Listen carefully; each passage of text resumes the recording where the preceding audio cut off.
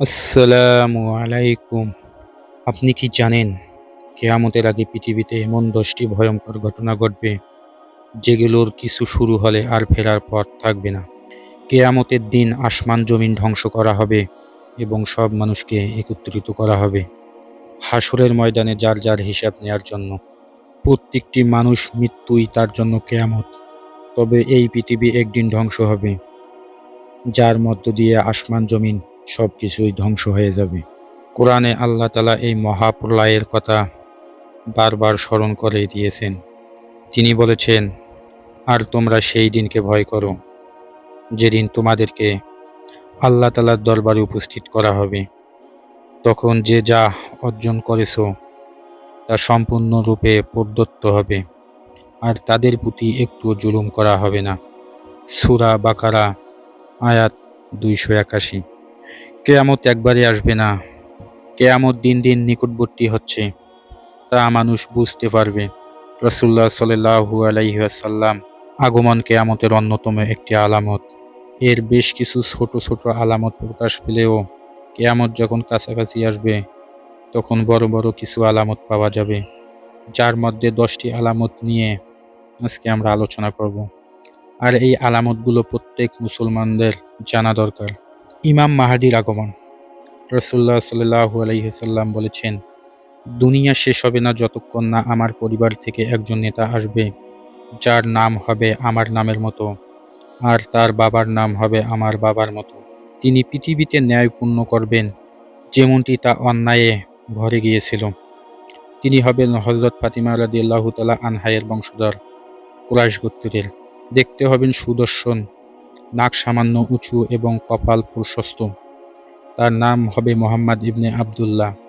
তিনি কোনো রাজনৈতিক আন্দোলনের ফল হিসাবে আসবেন না, বরং আল্লাহর পক্ষ থেকে মনোনীত হবেন।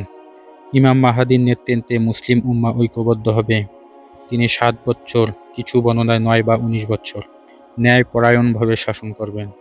তার সময়ে দুনিয়া ভরে যাবে শান্তিতে। সম্পদ এত বেশি হবে যে কেউ সদকা নেয়ার প্রয়োজন বোধ করবে না। তিনি মুসলমানদের দাজ্জালের ফিতনার জন্য প্রস্তুত করবেন। দাজ্জালের আগমন। দাজ্জাল কে? তিনি একচোখা বিশিষ্ট হবেন, কপালে লেখা থাকবে কাফির, তার ডান চোখ হবে অন্ধ।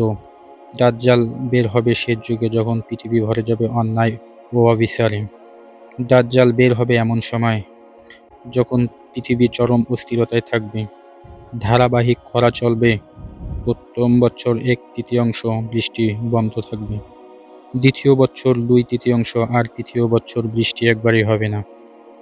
মানুষ খাদ্য ও পানির জন্য মরিয়া হয়ে উঠবে। ঠিক তখনই দাজ্জাল হাজির হবে আর খাবার পানির নিয়ন্ত্রণ নিজের হাতে নেবে। আল্লাহ তাকে পরীক্ষা স্বরূপ কিছু অলৌকিক ক্ষমতা দেবেন। আকাশে ইশারা করলে বৃষ্টি নামবে, মাটিকে আদেশ করলে শস্য জন্মাবে, ধন সম্পদ উজাড় করে দেবে, মৃত্যু মানুষকে জীবিত করে দেখাবে। এইসব দেখে অনেক মানুষ তার অনুসারী হয়ে যাবে।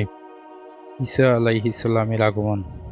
রাসূলুল্লাহ সাল্লাল্লাহু আলাইহি সাল্লাম বলেছেন, সে সত্তার কসম যার হাতে আমার প্রাণ, নিশ্চয়ই ইবনে মরিয়ম তোমাদের মাঝে ন্যায়পরায়ণ শাসক হিসাবে ঈসা আলাইহিস সালাম অবতরণ করবেন শেষ যুগে, যখন দুনিয়া ভরে যাবে অন্যায় ও ফিতনায়। দাজ্জাল তখন মুসলমানদের জন্য ভয়ঙ্কর বিপদ হয়ে দাঁড়াবে। ইমাম মাহদী মুসলিম বাহিনীকে নেতৃত্ব দিচ্ছেন। এমন সময় ঈসা আলাইহিস সালাম নেমে আসবেন। হাদিসে এসেছে, তিনি দামেস্কের পূর্ব দিকে সাদা মিনারের কাছে নামবেন। ঈসা আলাইহিস সালাম ৪০ বৎসর দুনিয়ায় অবস্থান করবেন। তিনি ন্যায় বিচার, সমতা ও শান্তি প্রতিষ্ঠা করবেন। সম্পদ এত বেশি হবে যে কেউ সদকা নিতে চাইবে না। ঈসা আলাইহিস সালাম অবশেষে মৃত্যুবরণ করবেন এবং রাসূলুল্লাহ সাল্লাল্লাহু আলাইহি সাল্লামের পাশে মদিনায় কবর দেয়া হবে। তার মৃত্যু কিয়ামতের শেষ পর্যায়ের একটি আলামত। ইয়াজুজ মাজুজের আগমন। কোরআনে সূরা কাহাফ ও সূরা আম্বিয়ায় তাদের কথা বলা হয়েছে। রাসূলুল্লাহ সাল্লাল্লাহু আলাইহি সাল্লাম বলেছেন, ইয়াজুজ মাজুজ প্রতিদিন প্রাচীর ভাঙতে থাকে। যতক্ষণ না আল্লাহ ইচ্ছা করেন তারা বের হতে পারবে না। ইয়াজুজ মাজুজ মানুষ জাতি, কিন্তু অত্যন্ত শক্তিশালী ও অসংখ্য। তারা পৃথিবীতে এমন ধ্বংসযজ্ঞ চালাবে যা আগে কখনো হয়নি। ফসল ধ্বংস করবে, মানুষ হত্যা করবে, পশু পাখি শেষ করবে। এরা সংখ্যায় এত বেশি হবে যে তিবেরিয়াস হ্রদের পানি তারা একদিনে পান করে ফেলবে। ইয়াজুজ মাজুজ নদীর পানি খেয়ে শেষ করে ফেলবে। তাদের সঙ্গে কেউ লড়াই করে পারবে না।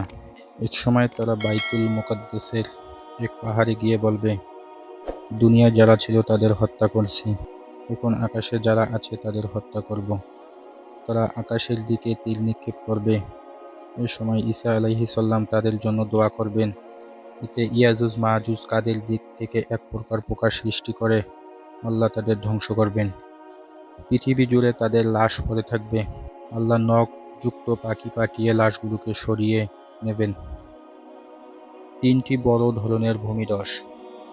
রাসূলুল্লাহ সাল্লাল্লাহু আলাইহি সাল্লাম বলেছেন, আমি চলে যাওয়ার পর অচিরেই 3টি স্থানে ভূমিধস হবে।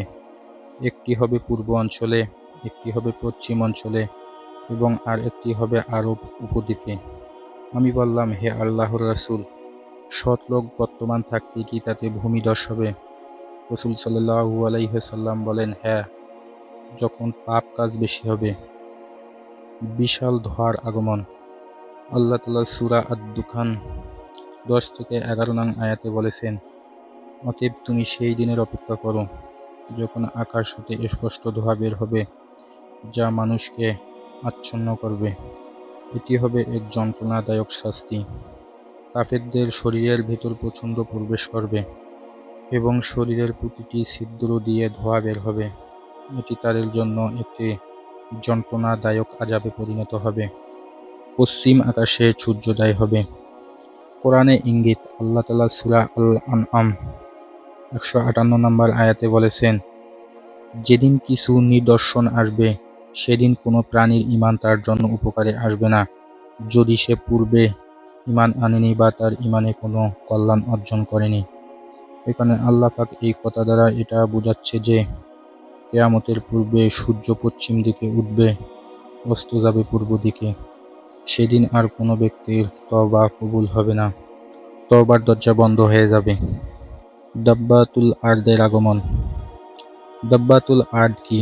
আরবিতে দাব্বাতুন শব্দের অর্থ হচ্ছে জন্তু বা প্রাণী যা জমিনে পা ফেলে চলাচল করে, আর আরদ হচ্ছে ভূমি, ভূপৃষ্ঠ বা ভূগর্ভ। কিয়ামতের আগে ভূপৃষ্ঠ থেকে অদ্ভুত ধরনের একটি প্রাণী বের হবে এবং পুরো পৃথিবীতে বিচরণ করবে। মূলত দাব্বাতুল আরদ এটি প্রাণীটির নাম নয়, বরং অদ্ভুত প্রাণীর প্রসঙ্গে কোরআনে ব্যবহৃত শব্দ, যার অর্থ ভূগর্ভস্থ প্রাণী। প্রাণীটি মানুষের সাথে কথা বলবে। সে মুমিনদেরকে কাফের থেকে নির্দিষ্ট চিহ্নের মাধ্যমে আলাদা করে ফেলবে। মুমিনের কপালে লিখে দেবে মুমিন এবং কাফেরের কপালে লিখে দেবে কাফের। তার সাথে থাকবে মুসা আলাইহিস সালামের লাঠি এবং সুলাইমান আলাইহিস সালামের আংটি।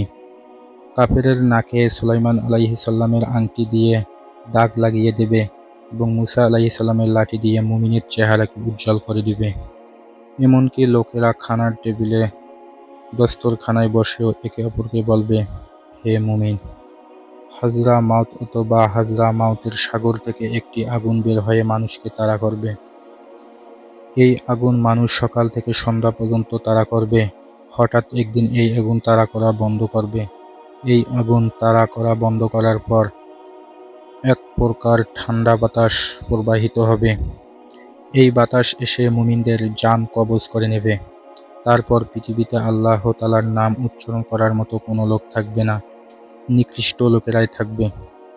শেষমেশ আল্লাহর হুকুমে ইসরাফিল আলাইহিস সালাম সিংহায় ফু দেবে এবং সব কিছু ধ্বংস হয়ে যাবে। মানুষ, পশু পাখি, বড় বড় দালান কোঠাগুলো তুলোর মতো উড়ে যাবে। তাই আমরা সময় থাকতে আল্লাহর ইবাদত বন্দেগী করি এবং ওই কিয়ামতের দিনকে আমরা ভয় করি, আর আমরা মৃত্যুকে ভয় করি, সেই অনুযায়ী আমল করি। আল্লাহ পাক আমাদের পরকালের জন্য আমল করার তৌফিক দান করুক। খোদা হাফেজ।